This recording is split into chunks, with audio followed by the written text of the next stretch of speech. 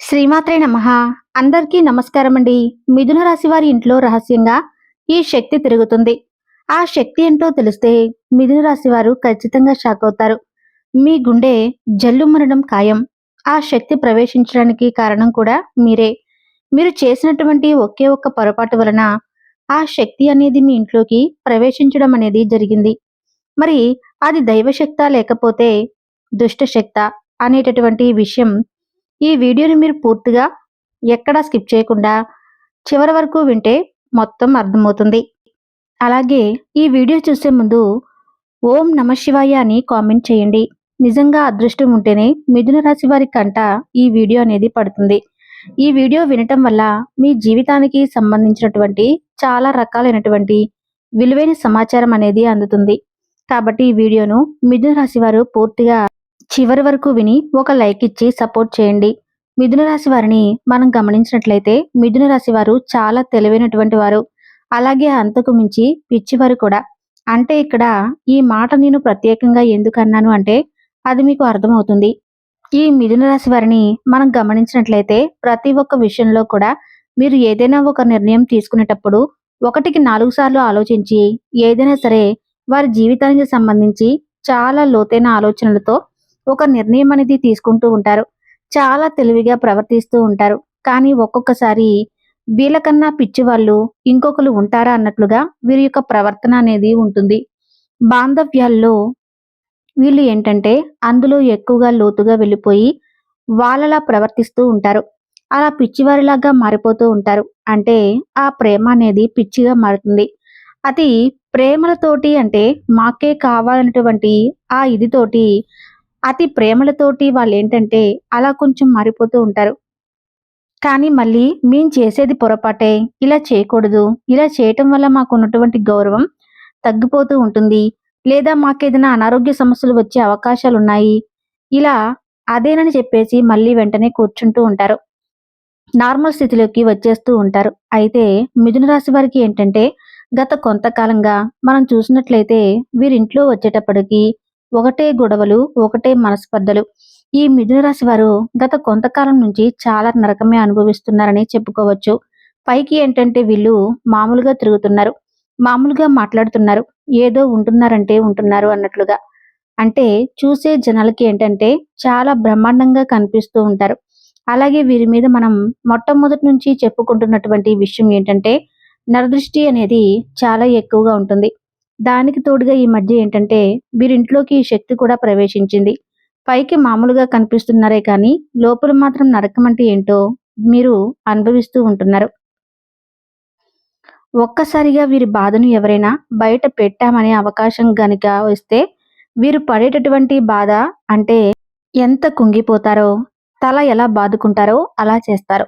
అంత దాచుకోలేని బాధ అనేది వీరి గుండెల్లో పెట్టుకొని చేసేదేమీ లేక ఇంకేంటంటే అలా ఉంటున్నారు అంటే ఇప్పుడున్న పరిస్థితులు ఎవరికీ చెప్పుకున్నా కూడా ఉపయోగం ఉండదు కదా! అలాగే వీళ్ళు ఏంటంటే చాలా నరకమే అనుభవిస్తున్నారని చెప్పి చెప్పుకోవచ్చు. మరి ఈ సమస్యలన్నిటికీ కారణం ఏంటి? గతంలో వీళ్ళ లైఫ్ వచ్చేటప్పటికి కాస్త బెటర్‌గా ఉంది. కానీ ఈ మధ్య వీరికి ఇలాంటి పరిస్థితులనేవి చాలా ఎక్కువైపోయినాయి. కుటుంబంలో ఎప్పుడూ కూడా కలహాలు రావటం, ఇంట్లో ఎప్పుడూ కూడా మనశ్శాంతి ఉండదు.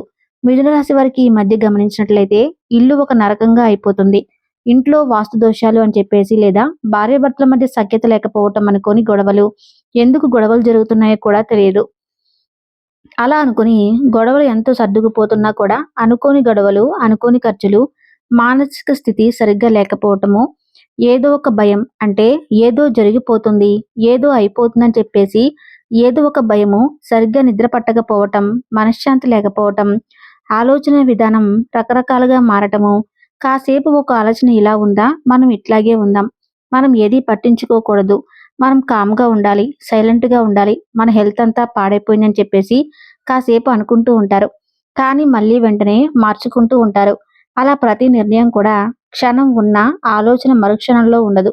ఇప్పుడు ఈ క్షణంలో ఒక నిర్ణయం తీసుకుంటారు. మెల్లని వెంటనే మరుక్షణంలోనే ఆ నిర్ణయాన్ని మార్చుకుంటూ ఉంటారు.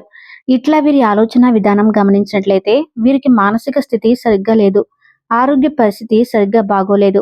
ఇలా ఎప్పుడూ కూడా హెల్త్ ప్రాబ్లమ్స్ ఎప్పుడూ ఏదో ఒకటి గ్యాస్ ప్రాబ్లమ్స్ అని, కాళ్ళు నొప్పులు, తలనొప్పి, నిద్ర పట్టకపోవటం, రాత్రిపూట కంటి నిండా నిద్రపోయి వీళ్ళు ఎన్నో రోజులు అయింది అని చెప్పుకోవచ్చు. ఇలా చాలా రకాలైనటువంటి బాధతో నరకం అనుభవిస్తూ ఉన్నారు. కొంత ఈ మధ్య వీరికి సమస్యలన్నీ కూడా ఒక ఎక్కువైపోయినాయి. మరి ఈ సమస్యలన్నిటికీ కారణం ఏంటి అని చెప్పేసి మీరు గమనించినట్లయితే మీ ఇంట్లో ఒక దుష్ట శక్తి అనేది ప్రవేశించింది. ఆ దుష్ట శక్తి మీకు ఎప్పటి నుంచైతే ప్రవేశించిందో, అది ఏ రూపంలో ప్రవేశించిందో కూడా ఇప్పుడు మనం తెలుసుకుందాం. ఆ దుష్ట శక్తి ఎప్పుడైతే ప్రవేశించిందో అప్పటి నుంచి మీకు ప్రశాంతత ఉండట్లేదు. చిన్నగా మీ జీవితంలో మార్పులు చేర్పులు నిదానంగా రోజుల్లో, అలా వారాల్లో, నెలలు గడిచే బుద్ధి అలా ఏంటంటే నీరుగారిన పరిస్థితి, ఆ సమస్య అనేది చాలా ఎక్కువైపోయింది. ఆ దుష్ట శక్తి ప్రవేశించిన దగ్గర నుంచి వీరికి నిదానంగా పనులు జరుగుతూ ఉన్నాయి. వీరికి సమస్యలనేవి అలా ఎంటర్ అయ్యి అవి పెరిగి పెద్దయిపోయాయి. ఏ సమస్యలకైనా పరిష్కారాలే ఉంటాయి. కానీ ఇప్పుడు ఈ మిథున రాశి వారికి వచ్చేటటువంటి సమస్యలకు పరిష్కారాలు అనేవి దొరకట్లేదు. అంటే ఏదైనా ఆలోచించుకున్నా అది కాకపోతే ఇది చేద్దాం అని అనుకోవడానికి లేకుండా ఆ సమస్యలకు పరిష్కారాలు లేని ప్రశ్నల్లాగా మిగిలిపోతూ ఉన్నాయి. ఏం చేస్తే ఏమవుతుందో అన్నట్లుగా ఈ మిథున రాశి వారు మానసికంగా పడేటటువంటి బాధ అనేది వారి మనసుకే తెలుసు. లేదా ఆ భగవంతుడికే తెలియాలి. ఇది వేరే మనుషులకి ఎవ్వరికీ చెప్పుకున్నా కూడా అది తెలిసేది కాదు. ఎందుకంటే ఈ రోజుల్లో అంతా మనసు పెట్టి ఒక ఎదుటి మనిషి మనసులో ఉన్నటువంటి కష్టాన్ని, పరిస్థితిని అర్థం చేసుకునే మనుషులు ఈ రోజుల్లో ఎవరూ కూడా లేరు. అలాగే మిథున రాశి వారికి ఏంటంటే చాలా ఇబ్బందిగా, బాధగా ఉంటుంది. రోజు రోజుకి వీళ్ళు క్షీణించిపోతున్నారు. పని మీద శ్రద్ధ ఉండట్లేదు. డబ్బు మీద ఆసక్తి తగ్గిపోతుంది. పనిలో కూడా ఉత్సాహం అనేది తగ్గిపోతుంది. ఉంటే ఉంది, పోతే పోయింది అన్నట్లుగా ఒక నిర్ణయానికి రావటము. ఇలా కొంతమంది మిథున రాశి వారిని మనం గమనించినట్లయితే చాలా ఎక్కువగా నరకమే అనుభవిస్తున్నారని చెప్పుకోవచ్చు. వీరికి అంతటి పరిస్థితి వచ్చింది అంటే ప్రతిదానికి దుష్ట శక్తి అనేది అడ్డుపడుతుంది. దానివల్ల చాలా రకాలైనటువంటి సమస్యలు అనేవి వచ్చాయి. అంటే నిదానంగా మీ ఇంట్లోకి చేరి మీ ఇంట్లో తిష్ట వేసుకొని మరీ కూర్చుంది. అది మీకు తెలియక చాలా ఇబ్బంది పడుతున్నారు. అలాగే మీరు పూజలు చేస్తున్నారు. మీరు నియమ నిష్టలతో ఉంటున్నారు. కానీ ఈ మధ్య మీరు గమనించినట్లయితే దైవం మీద కూడా కొంచెం శ్రద్ధ అనేది తగ్గింది మీకు. అంటే ఎంతసేపటికి ఆ దుష్ట శక్తి మీకు సృష్టించినటువంటి ఆ యొక్క ఆలోచనలో మీరు పడిపోతున్నారు. అలాగా వాటికే సమయం కేటాయించుకుంటూ దైవాన్ని కూడా ఈ మధ్య మీరు అశ్రద్ధ చేశారు. ఏదో కొన్ని సందర్భాల్లో అప్పుడు దైవాన్ని తలుచుకుంటున్నారు. కానీ ఇది వారికంత దైవశక్తి మీద ఉన్న ఆసక్తి కూడా తగ్గిపోయింది. ఎందుకంటే ఆ దుష్టశక్తి మీలో కలిగింప చేసినటువంటి మార్పులు చేర్పులు అలా ఉన్నాయి. దైవశక్తి మీద కూడా దృష్టి అనేది తీసేసింది. అలా తీసేసి మిమ్మల్ని కోలుకోలేని దెబ్బని, అంటే మిమ్మల్ని పాతాళానికి తొక్కేటట్లుగా ఆ దుష్టశక్తి చాలా గట్టి ప్రయత్నాలు చేస్తుంది. అది ఏంటి అని తెలియక మీరు ఏదేదో వెతుకుతున్నారు. మాకేంటి ఈ సమస్యలేంటి, ఈ కర్మలేంటి, ఈ దరిద్రాలేంటి, మేమేం పాపం చేశాము, అసలు ఏం చేస్తే ఈ సమస్యలు పోతాయి అని చెప్పేసి మీరు ఎక్కడెక్కడో ఏదేదో వెతుకుతూ ఉన్నారు. పిల్లిని చంకలో పెట్టుకుని ఊరంతా వెతికినట్లుగా సమస్యను మీ ఇంట్లోనే పెట్టుకుని మీరు ఎక్కడెక్కడో వెతుకుతూ ఉన్నారు. మీ మనశ్శాంతి కోసం అని, లేదా ఇంకో దాని కోసం అని మీరు ఎక్కడెక్కడో వెతుకుతున్నారు. కానీ ఈ సమస్య అనేది మీ ఇంట్లో, మీ చుట్టూ తిరుగుతా ఉంది. మీ ఇంటి లోపలే ప్రవేశించి ఉంది. ముందు ఆ సమస్యను మీరు ఎప్పుడైతే తొలగిస్తారో ఆ సమస్య నుంచి బయటపడినప్పుడు మీకు ఇవన్నీ కూడా ఒకదాని వెంట ఒకటి, ఒకదాని వెంట ఒకటి ఇలా మొత్తం కూడా మాయమైపోతాయి. కాబట్టి ఇప్పుడు మీరు అర్జెంటుగా చేయాల్సినటువంటి పని ఏంటంటే ఆ దుష్టశక్తిని బయటకు తరిమి కొట్టాలి. అది ఎలా చేయాలి ఏంటి అనేది కూడా ఇప్పుడు అన్నీ క్లియర్గా చెప్తాను. అసలు ఈ దుష్టశక్తి ప్రవేశించడానికి కారణం ఏంటి అనేది కూడా ఇప్పుడు మనం తెలుసుకుందాం. ఆ దుష్టశక్తి ప్రవేశించడానికి కారణం మీరే అని చెప్పుకోవచ్చు. అంటే మీరు తెలిసి తెలియక చేసినటువంటి పొరపాట్ల వల్ల అది ప్రవేశించడం అనేది జరిగింది. ఇప్పటికీ మీరు ఆలోచించినట్లయితే కూడా అసలు మీకు దాని గురించి అర్థం కాదు.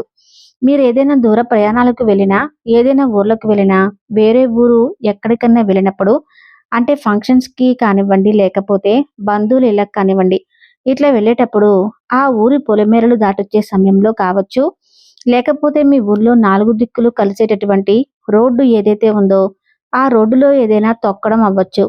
లేదా మీరు నడిచేటటువంటి దారిలో అవ్వచ్చు. అంటే చాలామంది ఏంటంటే వారికి ఉన్నటువంటి దిష్టి దోషాన్ని తీసేసుకోవడానికి రోడ్ల మీద నిమ్మకాయలు, ఎండుమిరపకాయలు అనేవి పడేస్తూ ఉంటారు. అలాగే ఎర్ర నీళ్ళు ఇలాంటివి ఏంటంటే రోడ్ల మీద పోస్తూ ఉంటారు. కొన్ని రకాలైనటువంటి ప్రయోగాలు చేసి ఇళ్ళ మీద, మనుషుల మీద ప్రయోగాలనేవి చేసి వాళ్ళకున్నవి తొలగించుకొని అవి రోడ్ల మీద మనుషులు తొక్కేలాగా దారిలో పోస్తూ ఉంటారు. అలాంటివి మీకు ఏమీ తెలియకుండా వాటిని మీరు తొక్కటం అనేది జరిగింది. ఈ మిథున రాశి వారు వచ్చేటప్పటికి అది 4 దిక్కులు కలిసే రోడ్లో అవ్వచ్చు. ఎందుకంటే వాళ్ళక్కడ పడేసింది మీరు నడిచేటటువంటి దారిలో రోడ్డు మీద పడేశారు. అవి మీరు తొక్కారన్నమాట. అది మీ యొక్క దురదృష్టమని చెప్పుకోవచ్చు. అలా మీ కాలి కింద అది పడటము, మీరు దాన్ని తొక్కటము, అట్లా ప్రదేశాల్లో అంటే ఎక్కువగా 4 దిక్కులు కలిసి రోడ్డు కావచ్చు. ఇలా మీ వెంట పడే అవకాశము ఉంది. లేదా మీరు కాలినడకన వెళ్ళినప్పుడు ఆ కాళ్ళ వెంట వచ్చే అవకాశం కూడా ఉంది. మీరు తొక్కడం అనేది జరిగింది. ఇక్కడ పాయింట్ ఏంటంటే కనీసము కాళ్ళు కడుక్కుంటే 60-70% తగ్గేది. కానీ మీరేంటంటే ఏముందిలే అని చెప్పేసి కాళ్ళకు మనకు చెప్పులుంటాయి కదా అని చెప్పేసి, షూస్ ఉంటాయి కదా అని చెప్పేసి నార్మల్‌గా కాళ్ళు కడుక్కోకుండా లోపలికి వచ్చేశారు. అలాగే మీ కాలు వెంట ఏంటంటే ఆ సమస్య మీ ఇంట్లోకి ప్రవేశించడం అనేది జరిగింది. దుష్ట శక్తి ఏదైతే ఉందో అది మీ ఇంట్లోకి ప్రవేశించింది. ప్రవేశించగానే ఏమీ జరగలేదండి. ఏదైనా సరే మనకు కొంచెం సమయం పడుతుంది కదా! మంచి జరగడానికి కానివ్వండి, చెడు జరగడానికి కానివ్వండి. అలాగే అది ప్రవేశించిన దగ్గర నుంచి మీకు ఫస్ట్‌లో మామూలుగానే ఉంది. కానీ నిదానంగా రోజులు గడిచే కొద్దీ ఏంటంటే సమస్యలు, గొడవలు అప్పటిదాకా ప్రశాంతంగా ఉన్న ఇంట్లో మనశ్శాంతి లేకపోవటం, భార్యాభర్తల మధ్య ఒకటే గొడవలు, పచ్చ గడ్డి వేసినా భగ్గుమన్నట్టుగా మారుతుంది. ఆ దుష్టశక్తి మీ ఇంట్లోంచి వెళ్ళటం లేదు. అంటే అది బలంగా పాతుకుపోయింది. అలాగే దాని బలం అనేది చాలా ఎక్కువైపోయింది. ఇంకా చాలా గట్టి దెబ్బ తినాల్సినటువంటి మనుషులు మీరు అలాగే ఈ మధ్య మీరు కొన్ని ప్రమాదం నుంచి కూడా తప్పించుకుంటున్నారు.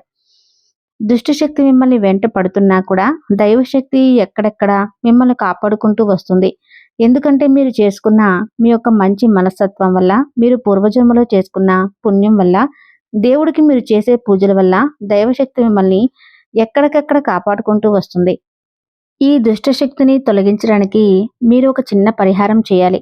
అది ఏమిటంటే మీరు జంట నాగుల విగ్రహాలు ఉంటాయి కదండీ! వాటిని ఏంటంటే శుభ్రంగా ఒక చెంబుడు నీటితో చక్కగా కడిగేసి, తర్వాత పసుపు రాసి, కుంకుమ బొట్లు పెట్టి, ఆ జంట నాగుల విగ్రహాల యొక్క తోకల దగ్గర జిల్లేడాకు పెట్టేసి, ఆ జిల్లేడాకు మీద బెల్లం ముక్క పెట్టి, మీ దగ్గరలో ఉన్న తెల్ల జిల్లేడు చెట్టు దగ్గరికి వెళ్లి కోసుకొని తెచ్చుకోండి. జంట నాగులు తోకల దగ్గరే పెట్టాలి. అలానే పూలు, పసుపు, కుంకుమ ఇలా దీపం కూడా వెలిగించాలి. ఆ చిన్న బెల్లం ముక్కను నైవేద్యంగా పెట్టాలి. ఇంకా మీకు కుదిరితే పాలతో కూడా చక్కగా మీరేంటంటే పుట్ట దగ్గర పాలతో అభిషేకం కూడా చేయండి. ఆ జంట నాగుల విగ్రహానికి పాలతో అభిషేకం చేయవచ్చు. పుట్ట దగ్గర పాలు పోయవచ్చు. 11 ప్రదక్షిణాలు కూడా చేయాలి. ఎన్ని రోజులు చేయాలి అంటే ఆదివారం చేయాలి. ఇలా 4 ఆదివారాలు గట్టిగా చేయాల్సి ఉంటుంది. ఇలా చేస్తే మీ ఇంట్లోకి ఏదైతే ప్రవేశించిందో ఆ దుష్ట శక్తి అనేది పూర్తిగా తొలగిపోతుంది. దానివల్ల మీకు ఎన్నో రకాలైనటువంటి సమస్యలతో బాధపడ్డారు కదా!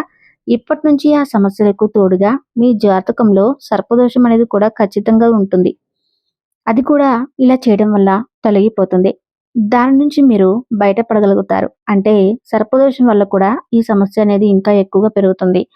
ఈ నాగదోషమా, సర్పదోషం వల్ల కూడా భార్యాభర్తల మధ్య సమస్యలు ఎదురవుతూ ఉంటాయి. ఆరోగ్య స్థితి, మానసిక స్థితి అన్నిటి మీద కూడా ఇది ప్రవేశించేటట్లుగా చేస్తుంది. కాబట్టి మీరు ఖచ్చితంగా ఏదో ఒక 4 వారాలు చేయాలి. అలాగే మధ్యలో ఏదైనా ఆటంకం వస్తే ఆడవాళ్ళకి ఆ వారం వదిలేయండి. తర్వాత వారంతో కంటిన్యూ చేసి 4 ఆదివారాలు మాత్రం జంట నాగుల విగ్రహానికి అభిషేకం చేసి నీళ్లతో పసుపు రాసి, కుంకుమ బొట్లు పెట్టి, పూలు పెట్టి, తోకల దగ్గర జిల్లేడు ఆకులో బెల్లం ముక్కను పెట్టి నైవేద్యాన్ని సమర్పించండి. ఇలా మీరు ఏ పరిహారం చేసినా కూడా భక్తి శ్రద్ధలతో చేయాలి. దీనికి కష్టపడాల్సిన అవసరం లేదు. ఖర్చు చేయాల్సిన పని అంతకన్నా కూడా లేదు. ఇక్కడ మీరు చేయాల్సింది ఏంటంటే నమ్మకంతో, భక్తి శ్రద్ధలతో, నియమ నిష్టలతో ఈ పరిహారాన్ని చేయాలి. మీరు ఈ పరిహారం చేసేటటువంటి రోజుల్లో ఏంటంటే భార్యాభర్తలు బ్రహ్మచర్యం పాటించాలి. నలుపు రంగు బట్టలు ధరించకూడదు. నాన్ వెజ్ అనేది తినకూడదు, వండకూడదు. ఇంటిని వాకిలిని శుద్ధి చేసుకొని మీరు ఈ నియమాలు అనేవి ఆచరించండి. అలాగే ఈ రోజుల్లో ఏంటంటే తలకు కూడా నూనె రాయకూడదు. ఇంత విలువైనటువంటి సమాచారాన్ని ఆ దైవం రూపంలో ఇవాల్టి రోజున మీకు తెలియజేసినందుకు గాను ఈ వీడియోకి ఒక లైక్ ఇచ్చి సపోర్ట్ చేయండి. ధన్యవాదాలు.